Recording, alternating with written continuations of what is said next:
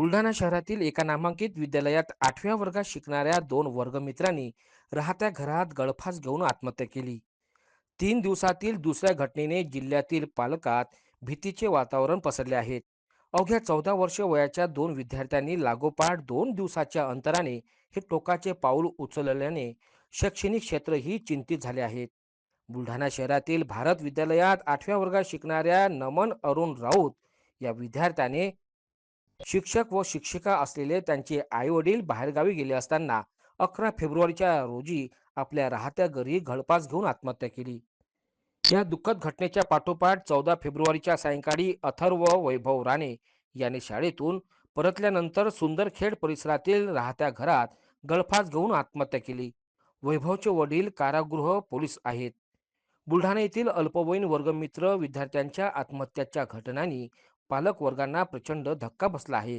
या अनाकलनीय घटनामागील कारण शोधणे हे आता पोलिसांसमोर आव्हान आहेत. सर, दोन अल्पवयीन विद्यार्थ्यांनी आत्महत्या केली, नेमका प्रकार काय आहे? दिनांक 11/2/26ला नमन राऊत वय वर्ष 14, तसेच दिनांक 14/2/26ला अथर्व राणे वय वर्ष 14 या विद्यार्थ्यांनी राहत्या घरी फाशी घेतलेली आहे. त्याबाबत पोलीस स्टेशनला ADR दाखल करण्यात आलेला आहे व या मुलांनी फाशी का घेतली, काय कारण होतं याबद्दल पूर्ण चौकशी सुरू आहे. जे ऑनलाईन गेमिंगचा जो प्रकार आहे त्या संदर्भात काही चौकशी करण्यात येत आहे का?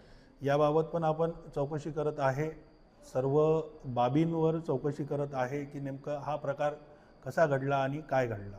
एकाच शाळेतील आणि एकाच कक्षातील दोन विद्यार्थ्यांनी 2 दिवसाआड आत्महत्या केलेली आहे.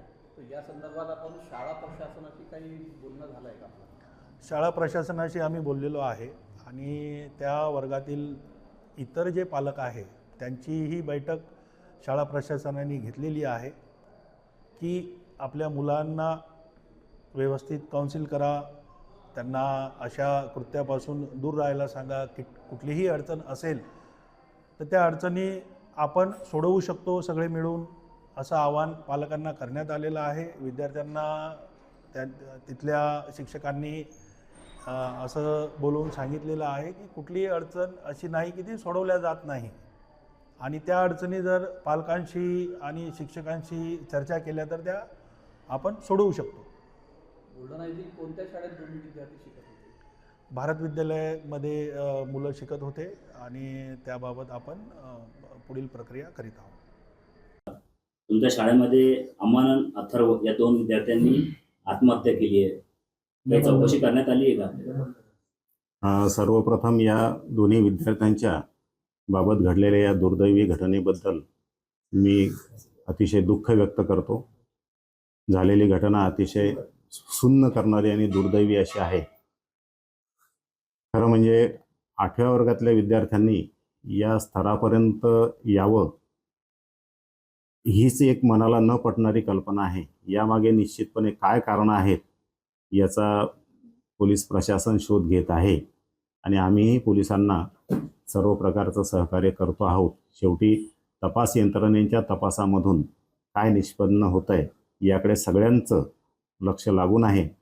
आम्ही सुद्धा या प्रकरणामुळे अतिशय सुन्न झालेलं असून, कारण समाजमन सुन्न करणारी अशी ही घटना आहे आणि निश्चितपणे या घटनेच्या माध्यमातून खऱ्या कारणांचा जर शोध लागला तर आपल्याला भविष्यामध्ये या झेन अल्फा ज्याला आपण म्हणतो त्यांच्या मनोविश्वासा, त्यांच्या भावनांचा धांडोळा घेऊन निश्चितपणे या पुढे होणाऱ्या अशा ह्या दुर्दैवी घटना टाळता येतील.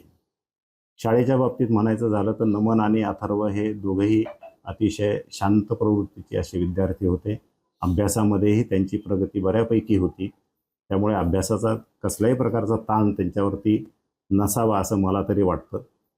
नाही, पण ऑनलाईन गेमिंग असो किंवा ब्लॅक मॅजिक असो किंवा काही गर्लफ्रेंडचा विषय आहे का त्याच्यामुळे हे आत्महत्या झाली असेल, असं काही चौकशी निष्पन्न झालं आपल्या? गर्लफ्रेंडचा विषय जर म्हणाल तर शाळेमध्ये तसे कसल्याही प्रकारची गोष्ट आमच्या निदर्शनाला आलेली नाही किंवा तशा प्रकारची कोणती तक्रार आमच्यापर्यंत आली नाही.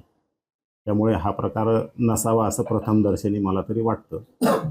राहिला ऑनलाईन गेमिंग आणि ब्लॅक मॅजिकचा विषय, तर शाळेच्या परिसरामध्ये आम्ही सर्व शिक्षक लोक अगदी मधल्या सुटी असो, 10 मिनिटाची सुटी असो किंवा तासिका असो, यावेळेला विद्यार्थी सतत आमच्या संपर्कात आणि आमच्या देखरेखीखाली असतात.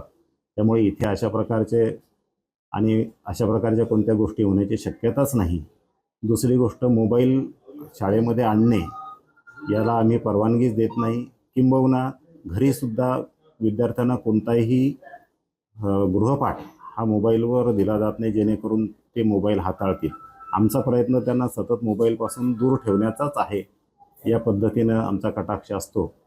आणि ब्लॅक मॅजिक वगैरे ह्या ज्या प्रकाराबद्दल आपण म्हणतात, त्याबद्दल मी पण पहिल्यांदाच हा शब्द ऐकतोय.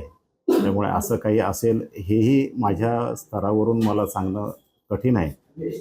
बाकी सर्व समाजाने आणि सर्व पालक असोत, आम्ही आहोत किंवा इतरही संस्था असतील, समाज असेल, खरोखर या गोष्टींच्या दृष्टिकोनातून एक विषण्ण करणारी अशी ही गोष्ट आहे.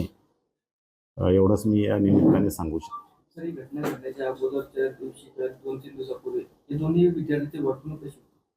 अगदी नॉर्मल होते. त्यांच्या मित्रांशी पण या बाबतीमध्ये बोलल्या गेलं तर असं काही वेगळं त्यांच्या वागण्यामधून आढळलं नाही. किंबहुना त्याचे पालक जे आहेत त्यांच्याशी आम्ही जेव्हा या बाबतीत बोललो तर तेही म्हणाले की नेहमीप्रमाणेच मुका घेणे असो, मिठी मारणे असो, हसणे असो, म्हणजे त्यांच्या मनात काही चाललं आहे असं ओळखायला त्याच्या पालकांना सुद्धा काही वाव नव्हता. त्यामुळे अगदी नेहमी जसं वर्तन असते तसंच त्यांचं वर्तन केव्हाही होतं असं त्याच्या पालकांचं म्हणणं आहे. राहिला शाळेतल्या वर्तनाचा विषय, तेही अगदी सामान्य असं वर्तन होतं. कुठेही त्यांच्या मनात काही खळबळ आहे किंवा काही आहे असं काही आम्हाला जाणवलं नाही.